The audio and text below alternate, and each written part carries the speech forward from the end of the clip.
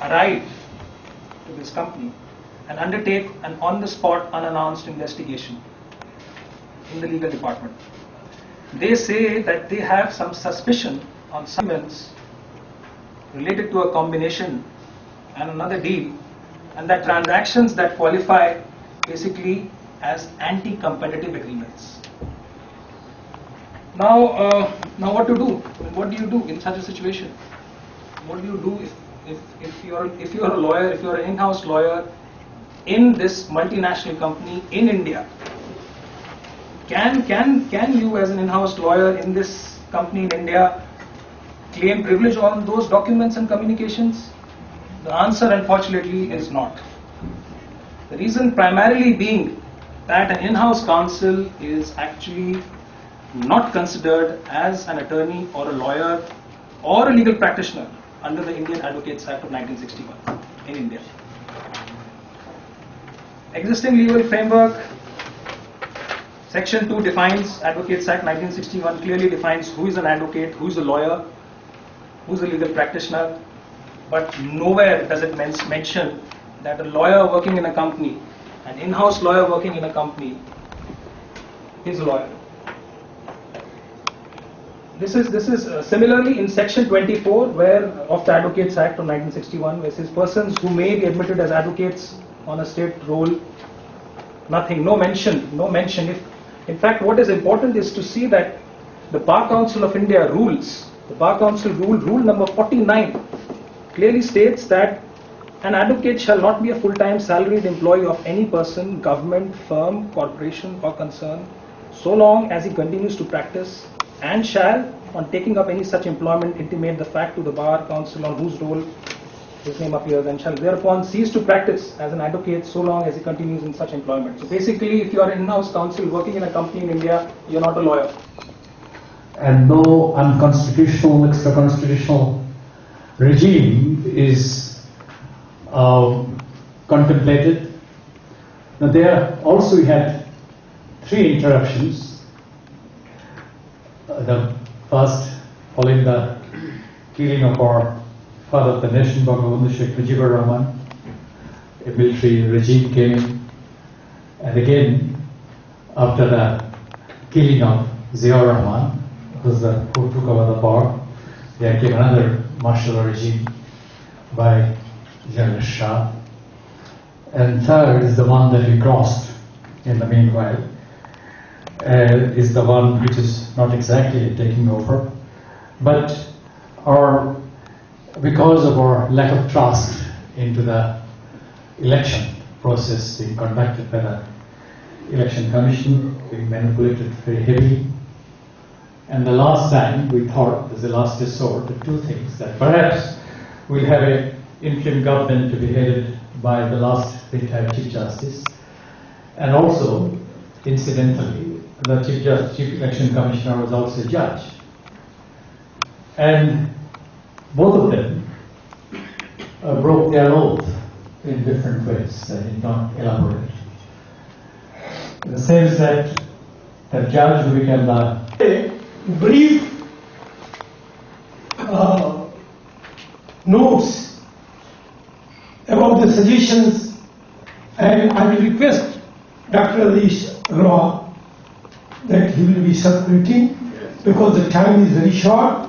I will say only 3 messages because I come from a remote part of India, eastern part, that is Jharkhand.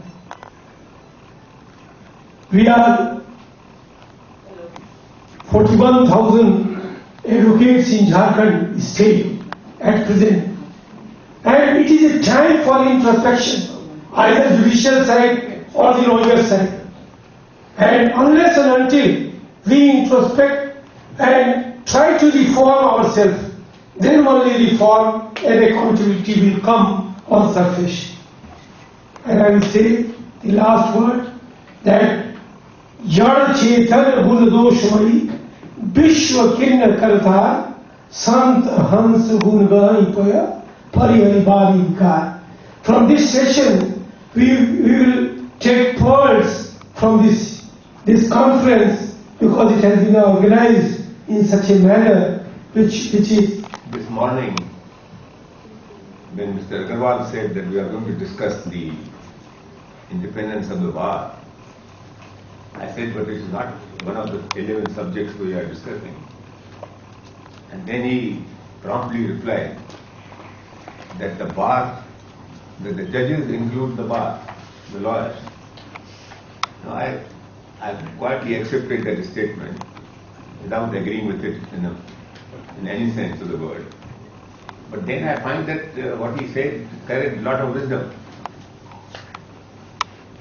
Independent lawyers do preserve the independence of the bench. On to decide whether a particular restriction is reasonable or not. That is the second context. The third context, the written constitution guarantees freedom of expression without any limitation, but the court may impose a restriction. So these are the three constitutional contexts with regard to UK, India and US. In India, the judiciary, I think they are used with many judicial, jurisprudential context. Some doctrines they are applying for respecting the freedom, obscenity, offending speech, hate speech. Thank you very much, and thank you, Aziz Adwalji, giving us opportunity to become local coordinator for these conferences. It started roughly 6 months ago when we had a first meeting with Adizji, and we tried to contact a lot of law firms, a lot of banks, a lot of accountants, and other professionals and other sponsors, those who can support the conference. And most of the people, turned down saying that the economic climate is not good, and they are laying out to people, the marketing budget is very, very tight. So somehow, I salute Mr. Agarwal that he still, stood by, and whatever arrangement he has done, and whatever promises he has done to people in India, to people, delegates or judges, those who could come. On a personal note, I'd like to thank the organizers for allowing me to chair this distinguished workshop this morning. As we know that the topic for the session is the use of the ICT in court for judicial administration. I think when we talk about just for the introduction, we talk about judicial reform. It's basically different from what you call justice reform. When we talk about judicial reform, we're basically saying that it's a reform within the judiciary itself. While when we talk about justice reform, it encompasses the whole of the justice system, including reform within outside the court, which includes the enforcement agencies as well. So I think if you can talk about justice reform in a wider sense this morning, with the use of ICT in the justice reform, that would be a good thing. And I hope that we get some feedback from the floor as well. Obviously, the challenge for us actually in the judicial system today is managing the court processes. I suppose we have three eminent speakers, and Mr. Zakaria Niam is not here with us.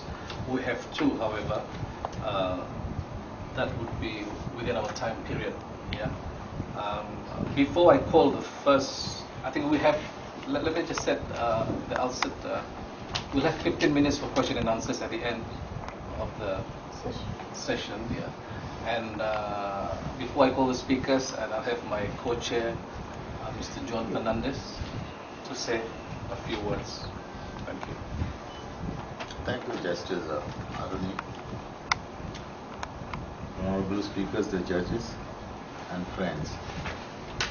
We know of late when we talk of the modern century, we talk of the world as a global village.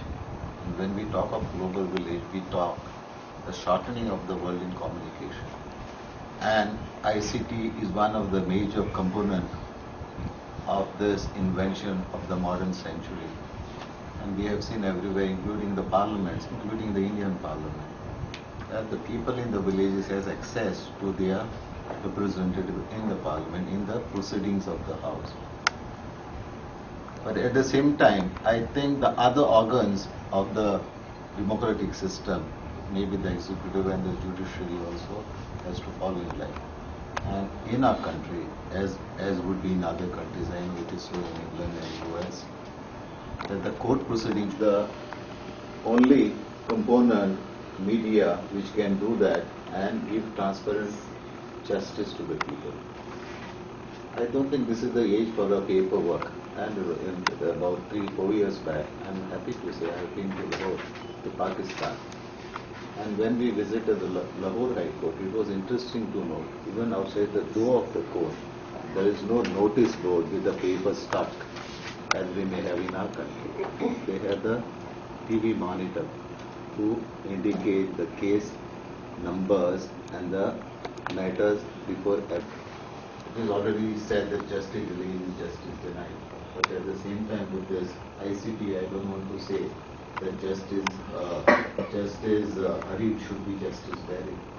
So I think, especially when the bails are given to the under trials, justice is not delivered immediately unless that order goes to the district prison. The under trial is not released. I feel it is appropriate that we go to the electronic media and see that justice is delivered fast and expeditiously. I suppose the Honorable Speaker in this workshop will have this in mind.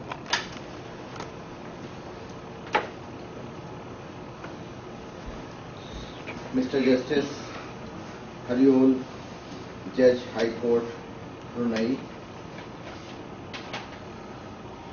Honorable Mr. John Fernandez, ex-member of Parliament, Rajya Sabha, the other Speaker, Mr. Talwant Singh, Additional District and Sessions Judge, Delhi,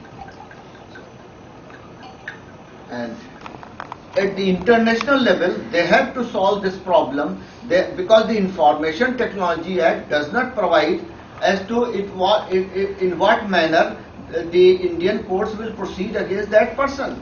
The act is completely silent and widespread, and it has no geographical consideration. But even then, the courts are complaining that the person is not traceable. How to trace that person? How to try that offence?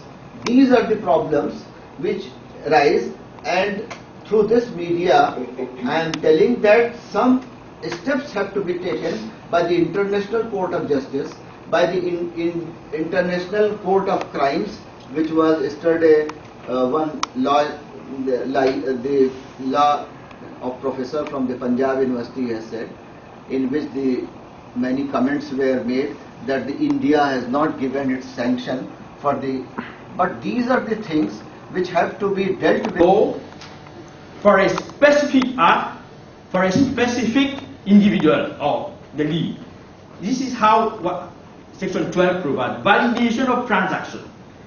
Notwithstanding any other enactment, the property purchased by Rabita al-Alam al-Islami of Mecca, also referred as to Rabita al-Alam al-Islami, on 17th of February 1967. In 1981, the law validated that sale of 1967 and registered its defendant that had a valid title. But this law, when the case came, the plaintiff sued the government, however, the effect of that enactment, if valid, would be to deprive the plaintiff of the property of which this court had found him to be the legal owner and to transfer ownership.